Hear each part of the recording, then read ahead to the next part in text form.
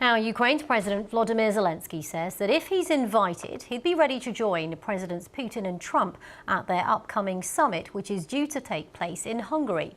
The Kremlin said Budapest was chosen as the venue for that upcoming meeting because the Hungarian Prime Minister Viktor Orban has good ties with both leaders. Well, it comes as more details have been emerging about President Zelensky's meeting with President Trump, which of course took place at the White House last Friday. Well, the Financial Times reports that that meeting between the pair ended up in a shouting match as President Trump pressed President Zelensky to accept Russia's terms to end the war. Well, Mr. Zelensky was in Washington pushing for an American promise to supply Ukraine with long-range Tomahawk missiles. Well, the US president suggested that the best way to end the war in Ukraine would be to cut up the country's Donbas region in a way which would leave most of it under the control of Russia. Let's have a listen. Yeah, Friday you said you had a cordial meeting with President Zelensky. During that meeting, did you tell him he needed to cede all of the Donbas region to Russia? No, we never discussed it. We think that what they should do is just stop at the lines where they are, the battle lines. You have a battle line right now. The rest is very tough to negotiate. If you're going to say, you take this, we take that, there's so many different permutations. So what I say is they should stop right now at the battle lines. Go home, stop killing people, and be done. What do you think should happen with the Donbas region then? Let it be cut the way it is. It's cut up right now. I think 78% of the land is already taken by Russia. You leave it the way it is right now. They can negotiate something later on down the line. But I said cut and stop at the battle line, go home, stop fighting, stop killing people.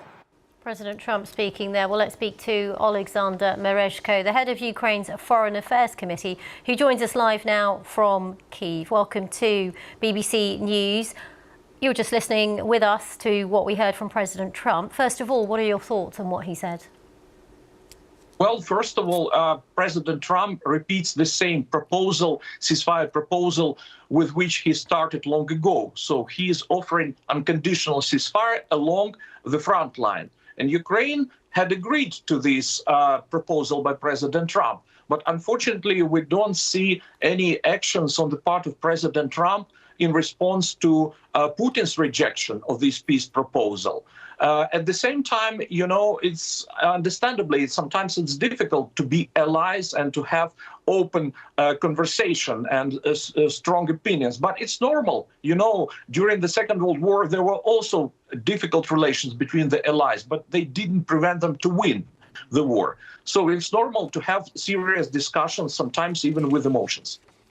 But this seems to be a repeat, doesn't it? Because this isn't the first time there's been a tense conversation between the two presidents on this issue. Well, the most important thing that President Trump is committed to bringing peace to Ukraine. But the matter to be discussed is in which way, because, first of all, we believe that the current administration of the president should follow the principle, respect the principle, nothing about Ukraine without Ukraine. And secondly, it's important to settle the issue, not the expense of the victim of the aggression.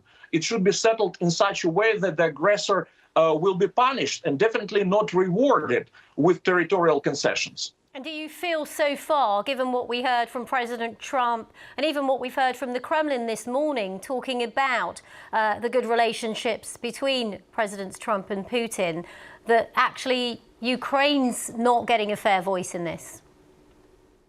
Well, what we hear from the Kremlin, that Putin remains on the same position. He continues to press his so-called maximalist demands, which means capitulation, surrender of Ukraine. This is totally unacceptable, and it means that Putin is not interested in serious negotiations. That's why I doubt that this planned summit in Budapest will ever take place.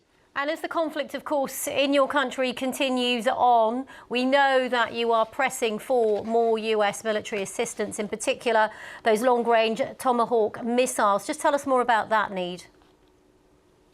Well, first of all, we need air defense systems to protect our civilian population, because Russia continues to bomb our cities, continues to kill civilian population, and is bent on destroying our critical infrastructure during the winter, to bomb us into blackouts. So it's very dangerous. And also, we need long-range missiles, for example, Tomahawks, because we can win, and we will win this war with adequate military assistance from the United States.